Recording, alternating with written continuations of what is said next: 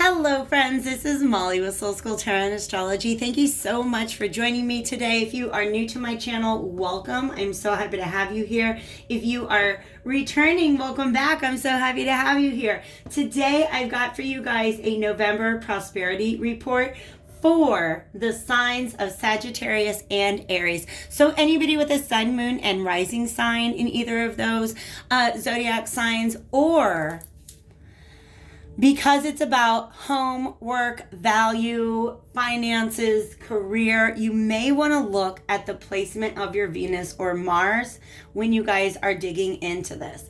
I'm going to go ahead and let you know real quick that there is going to be an extended version to this reading, and I'm already excited, you guys. The extended version is going to be over on Vimeo. The link is below. The cards that we have on the table are absolutely phenomenal. The message that I've got today is not going to be for everybody, but for those of you who it's for, I am so excited that it's coming through. Before I get into it, if you guys do want to hit me up for a personal reading or follow me on social media, all of that information is also in the description box below. I'm also going to say that the cards that I have on the table, I am going to be, how do I say this, you guys? This is about material prosperity, all right? But the cards on the table are about some pretty esoteric stuff. So I'm going to try to explain this for, like, no offense, the more muggle population, i.e. those of you who don't necessarily believe in magic and past lives and things like that. But I'm also going to be leaning into the fact that we have two high priestesses on the table right now and some really, really interesting past life information coming in for you. We also have two justice cards on the table right now. So let me tell you what is at the center of everything when I ask about what's coming up for Sagittarius and Aries collective for the month of November. When it comes to home, work, career, and finance, I got the word vows. For the more 3D explanation, the more practical explanation of how this is probably functioning in your life, this is some sort of promise or commitment that you made that I think you're wanting to get out of now. The more esoteric message coming here is that you did not make these vows in this lifetime. These are vows that you made in a past lifetime. Vows of obedience, silence, and poverty. Now, your soul is in this lifetime and you're trying to create prosperity, abundance, but your soul is still bound by a vow that was made in a past life, okay? So for some of you guys, this is contracts, arrangements, partnerships, deals that you've gone into with other people. In fact, there's two people here. Some of you guys might be considering leaving a marriage, but you're keeping it very silent. In fact, I'm going to go ahead. That's the secondary meaning here. Two stories. Some of you guys might have already visited a divorce lawyer or a lawyer, because we've got judge and visit. So some of you guys are already beginning, if this is a 3D type of thing, like you've made a deal, a contract, maybe signed a lease, or, made marriage vows to somebody that you now are wanting to back out of, and that you've actually begun to take the steps to do that. If not, you are being advised to visit with somebody who can give you legal advice in the situation. All right? But for those of you who want to go down that esoteric path with me, yeah, you were somebody very, very spiritual in your past life. And part of the vows that you had to take to live that life, again, obedience, silence, poverty, chastity. For some of you guys, I'm gonna be real. For a lot of people don't know this. Some people who have hangups or holdbacks regarding sex, For some people don't realize that that's not even from any sort of trauma in this lifetime. It's from a vow of celibacy that was taken in another lifetime. Same with poverty. Some of you guys are trying very hard to be successful, but you kind of it's almost like your subconscious kind of sabotages you, and it's because your soul, like a vow is a promise that you make with your soul. And if you make it for religious purposes, that carries on with you to the next lifetime. Okay? So if this is you, the visit that you're being asked to make is to the Akashic Records, or to do some sort of past life regression, or why can I not? Soul retrieval. I couldn't think of the phrase. We just had 555. I don't know what that means to you guys, but check out my playlist. I have a couple of playlists with guided meditations on them, because there are certain guided meditations that I often recommend to people when we're doing spiritual guidance sessions and talking about ways in which their past lives are affecting their current reality. So definitely check that out. Soul fragmentation is something that's typically done if you're trying to heal something from this lifetime. But I think that doing some sort of past life regression could help. Visiting the Akashic Records, maybe a meditation like that. Maybe it's just visiting with your guides, or if you're a pagan, somebody, or even if you're a Christian, somebody in your religion is in charge of judgment, is in charge of weighing out the karmic scales. And saying, yes, you're right, we can release from this. But what it is, essentially, it's an energetic statement that you make. Because now I'm hearing halls of justice, halls of Amenti. And the scales, to me, always make me think of Anubis standing before Osiris. In the Egyptian afterlife, you go into this hall, the hall of justice. And you have to make these, they're called negative confessions. I've never willfully done these things to other people. I've never lied. I've never cursed people. I've never stolen, right? With intention and consciousness. I've never done any of those things. And then Anubis takes your heart and he puts it on the scales, and on the other side is a feather. And it's about the truth in your heart. All right? So some of you guys can make a trip literally in meditation, in guided meditation, maybe through astral projection. But look how they're both sitting between these two pillars. I freaking love that. Justice and the High Priestess. This is beautiful energy, you guys. And then the card that came out with that is this Four of Pentacles reversed. This, if we're talking about a practical legal situation that you're trying to get out of, this is about you working quietly behind the scenes to begin to release yourself from things that are no longer serving you. This may be releasing somebody's hold over you. If this is you talking to somebody about a divorce, you might be moving some of your assets into your name alone.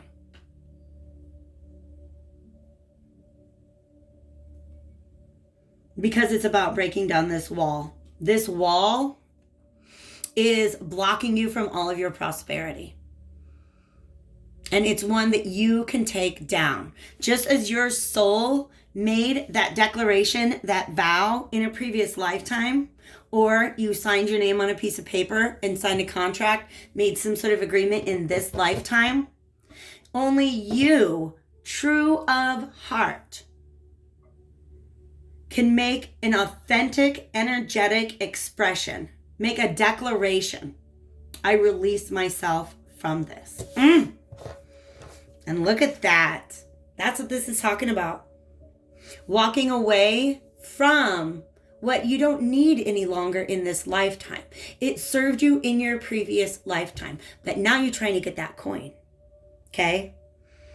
I'm going to presume that there are many of you that live spiritual lifestyles, but most of you are not monks and nuns, right? You need to pay your bills, of course, but also you want prosperity. You want and you deserve prosperity, abundance, and success. And karma says, yes, you deserve this. I'm going to bring this in just so we can get a better look at the cards that are on the table there. This is an opportunity to walk away. I am so interested in that. Let me take a peek. I've got the Ship of Fools Tarot that I'm going to go into a little more deeply. For some of you guys, if you are trying to get out of a contract or a marriage, you're losing a lot of money in the process. And that's what's really, really difficult for you. But for some of you, you're like, screw it. Take all my dollars if I get my freedom and prosperity back. Some of you guys, you get the right lawyer and you walk away with a pretty big coin. I'm just being honest with you. I've never been through marriage or divorce. So I am not an advisor on the subject, okay? This Wheel of Fortune, this is about destiny. This is about you really being able to turn yourself around as far as the path that you are on.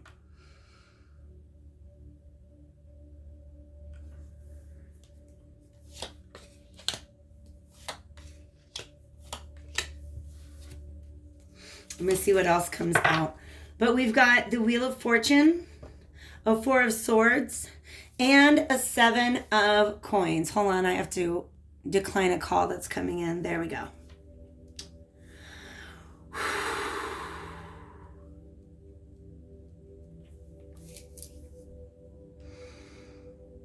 Yeah.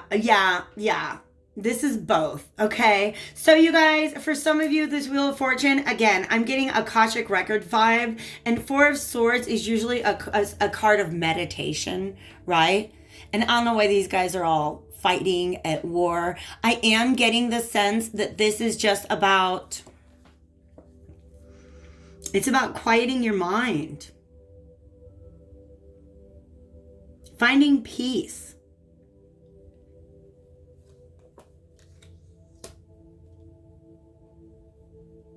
Wait a second.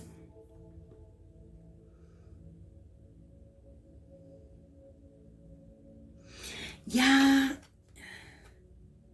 For some of you guys, if you're leaving a marriage, you really are trying. You really are. And I'm not going to judge anybody. You really are trying to get out of it with as much financial wealth as you can. And I feel like justice is on your side with that.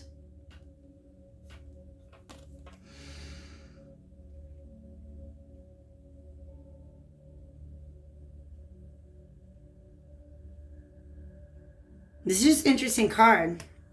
All right, Seven of Coins here.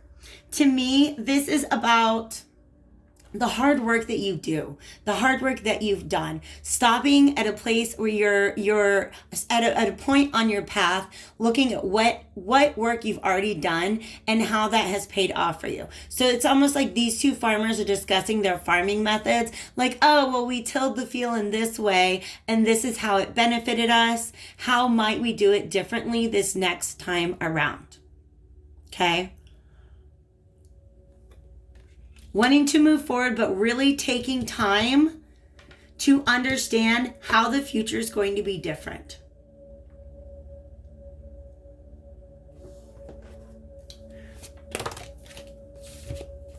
Ooh.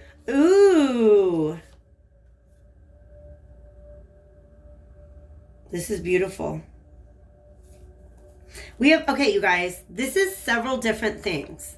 And I'm sorry if you're confused. All right. I hope you're not. I hope I've made these two separate messages very clear. You either need to talk to a divorce lawyer or something of the sort, or you need to do a guided meditation where you're able to break a past life vow. If you guys want to get into how you actually do that, hit me up for a spiritual guidance session. And everybody's different. So we'll talk about the best way to find your own way.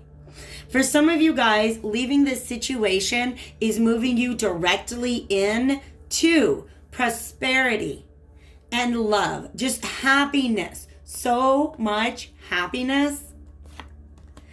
And for some of you, this is stepping out on your own, being independent. For others, if you're walking the spiritual path, this is somebody who has mastery over their intuitive psychic senses, is kind of what I want to say.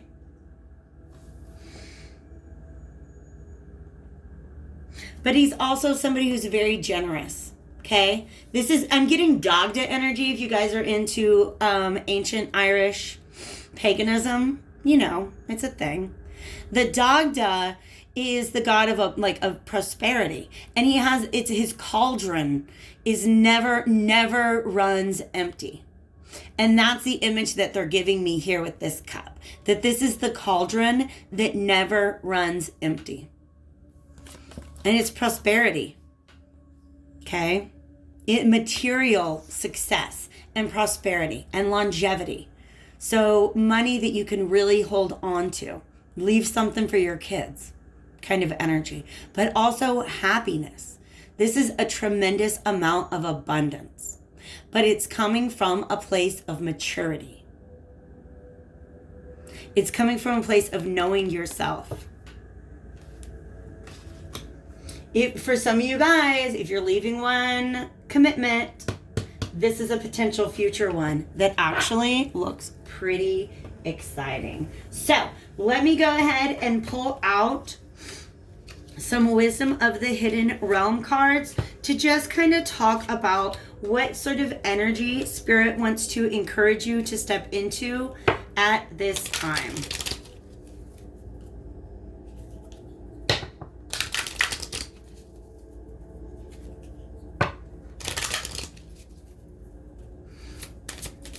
Thank you, Divine Spirits of love and light.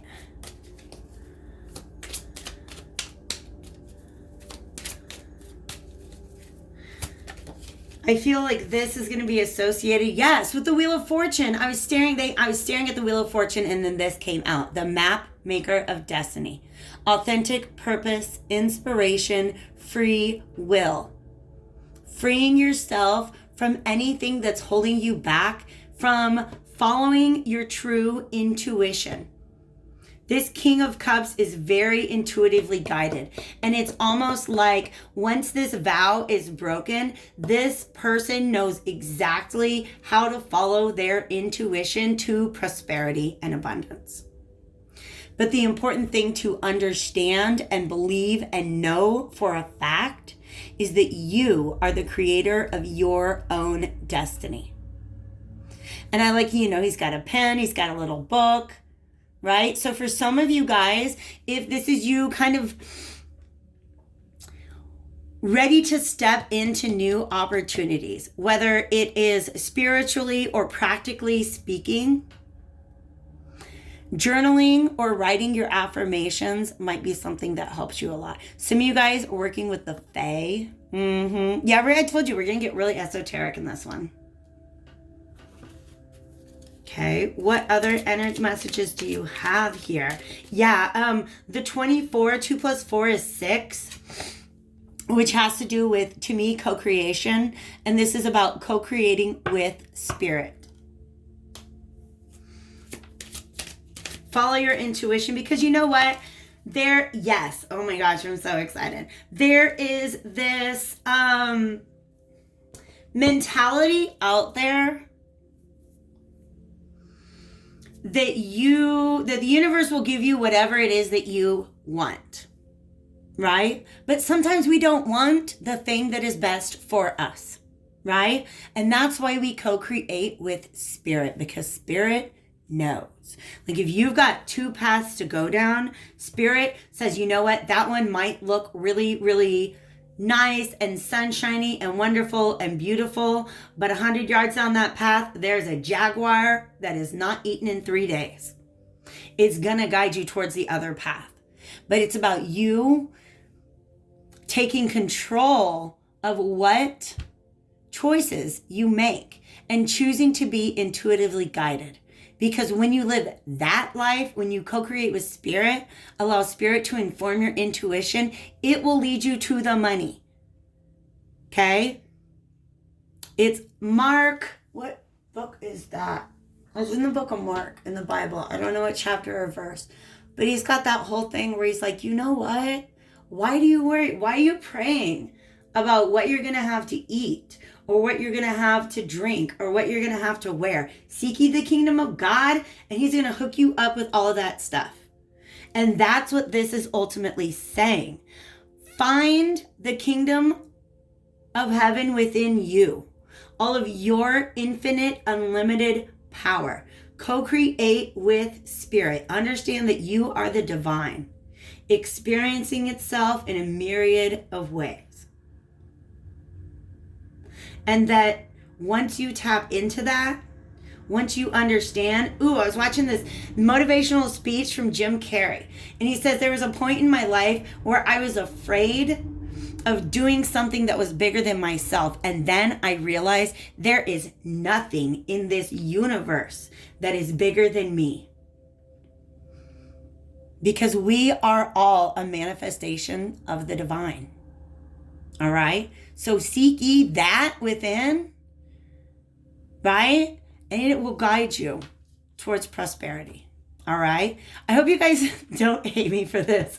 I'm sure some of you were just clicking on this to see if you were going to win the lottery or not, but you're getting some pretty serious spiritual guidance instead. The Arrow Master, intention. This is about setting your intentions. And look, was that more?